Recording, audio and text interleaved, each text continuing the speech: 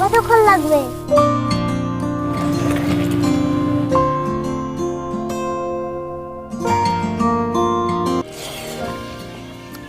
ও আজ দেখো একটা বাজার থেকে কাতলা মাছ নিয়ে এসেছে আমার ছেলে। তো এই মাছ দিয়ে আমার ছেলে বলল মা কাতলা মাছ দিয়ে ওলের তরকারি রান্না করতে, চলো এবারে মাছটা কেটে নিই।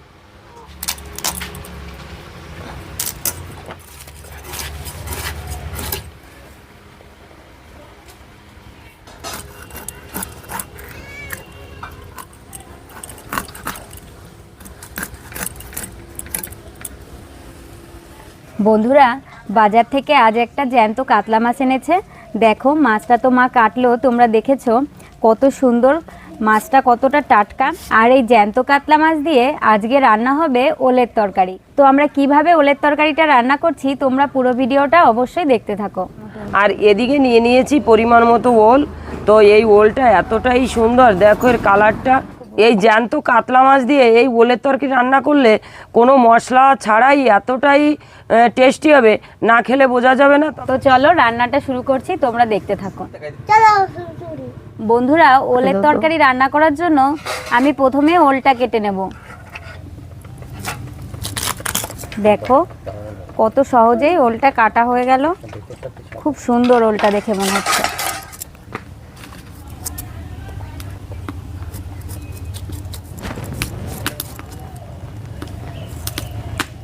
ওলের খোসাটা ছাড়িয়ে নিয়েছি, এবার পিস করে নেব। দেখো বন্ধুরা, এই ওল কাটার সময় যদি এই চড়চড় করে শব্দ হয় তাহলে বোঝা যায় ওলটা খুব ভালো।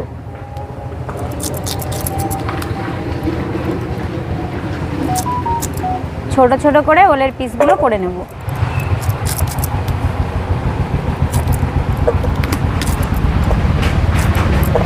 এদিকে কড়াইটা বসিয়ে দিয়েছি উনুনে, আমি মাছগুলো লবণ হলুদ মাখিয়ে নেব। তো দিয়ে দিচ্ছি লবণ, হলুদ। এবারে আমি ভালো করে মাখিয়ে নেব হাত দিয়ে। দিয়ে দেব কড়াইতে সর্ষের তেল।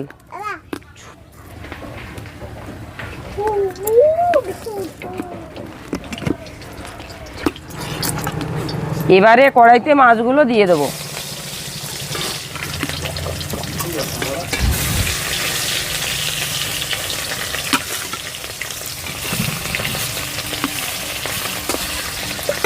দেখো ওলগুলো কেটে নিয়েছি কত সুন্দর পনিরের মতো সাইজ করে। এবার ওলগুলো ভালো করে ধুয়ে নেব।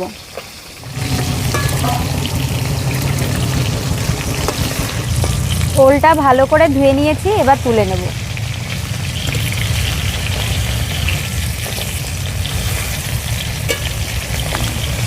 ওলের তরকারিতে একটা আলু দেব, এবার আলুটাও কেটে নেব।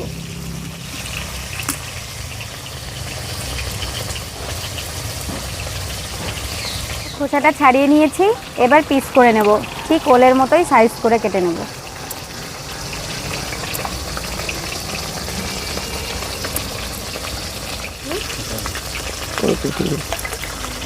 মাছগুলো ভেজে নিয়েছি, দেখো এক এক করে নামিয়ে দিচ্ছি। একদম মাছগুলো কড়া করে ভেজে নিয়েছি, লাল লাল করে। মাছ ভাজা তেলের মধ্যে সবজিগুলো দিয়ে দিচ্ছি।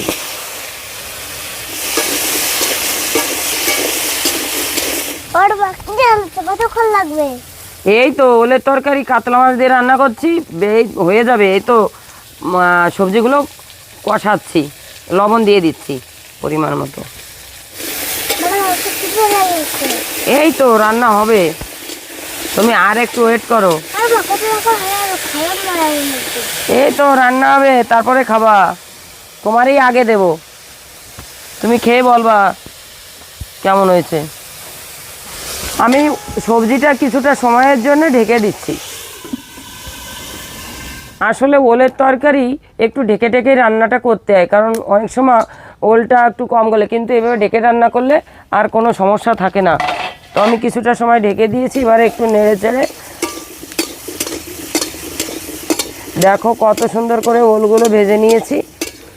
আমি প্রথমে লবণ দিয়ে ভালো করে ওলটাকে ভেজে নিলাম। এবারে আমি পরিমাণ মতো হলুদ দিয়ে দেবো, এবারে দিয়ে দেবো জল। ভালো করে ওলের সঙ্গে হলুদটা মিশিয়ে এবারে আমি ঝোল দিয়ে দেবো।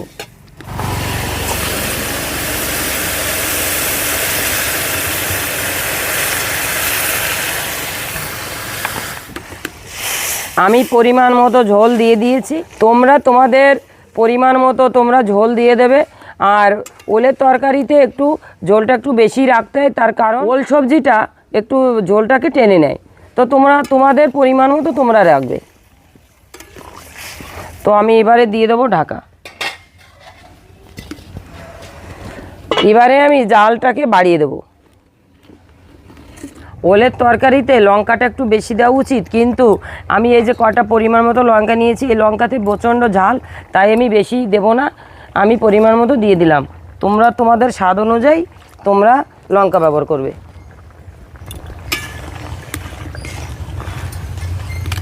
তো দেখি কতটা গলেছে ওল, একদম গলে মোম।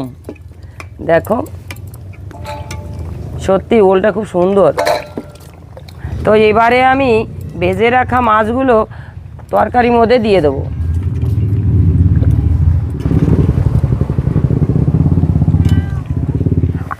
আমি কিছু এই ওল গালিয়ে দেবো, কারণ ঝোলটা অনেকটা গাঢ় হয়ে যাবে।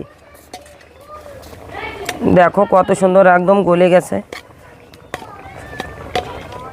তো দেখো আমি ভালো করে গামলাতে নামিয়ে ওলগুলো গালিয়ে দিলাম।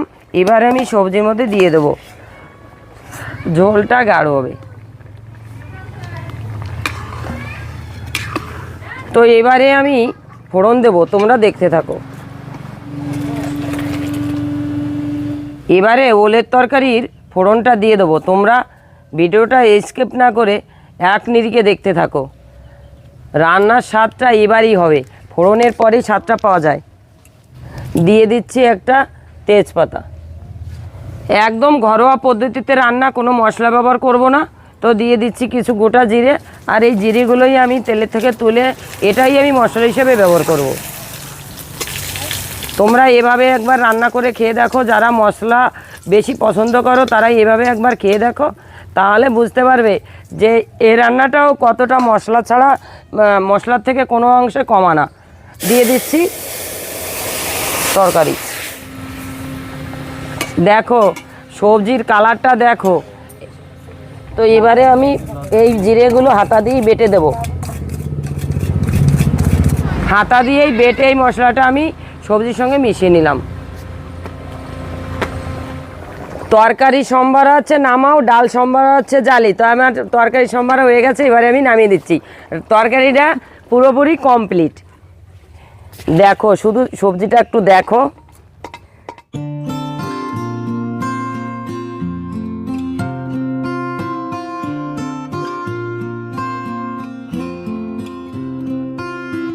বন্ধুরা, মাছ যদি সেরা স্বাদের হয় না, তরকারি তো স্বাদ হবেই। তো আজকে সকাল সকাল আমি, দাদা, শিবম তিনজন মিলে বাজারে চলে গেছিলাম। তো বাজারে গিয়ে কাতলা মাছের বিকল্প আর কিছু খুঁজে পেলাম না। আজ তো একটা কাতলা মাছ ধরে নিয়ে চলে এসেছি। আর আনা মাত্রই বাড়িতে পিসিকে বললাম, পিসি দুর্দান্ত একটা তরকারি রান্না করে ফেলো। তো পিসি বাড়িতে এসে খুব সুন্দরভাবে মাছটাকে কেটে দারুণভাবে সুন্দর একটা তরকারি রান্না করেছে। তো বন্ধু, আজকে রান্না হয়েছে ওল দিয়ে কাতলা মাছের তরকারি। তো দেখো, খাওয়ার আগেই তোমাদের আগে ওলটা একটু দেখাই। এই দেখো কেমন গলেছে ওলটা। ওহ দেখো একদম পুরো মোম হয়ে গেছে। তো চলো আর দেরি করবো না, এবারে খেয়ে বলি কেমন স্বাদ হয়েছে।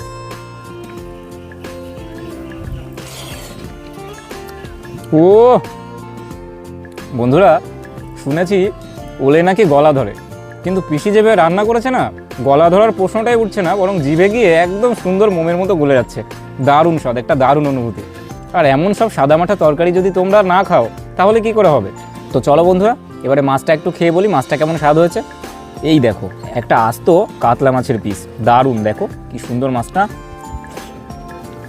ও যেমন মাছ সেরকম তরকারি, দারুণ কম্বিনেশন। আশা করি প্রথম থেকে তোমরা পুরো ভিডিওটা দেখেছো, আর এতক্ষণে তো তোমাদের ভালো লাগারই কথা। আর যদি ভালো লাগে অবশ্যই সঙ্গে সঙ্গে কিন্তু একটা লাইক করে দাও, আর বন্ধুদের কাছে অনেক বেশি বেশি করে শেয়ার করো। তোমাদের একটা লাইক আমাদেরকে এমন ধরনের ভিডিও বানানোর জন্য দারুণ উৎসাহিত করে।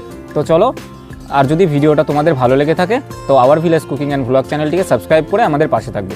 দেখা হবে নতুন কোনো ভিডিও নিয়ে।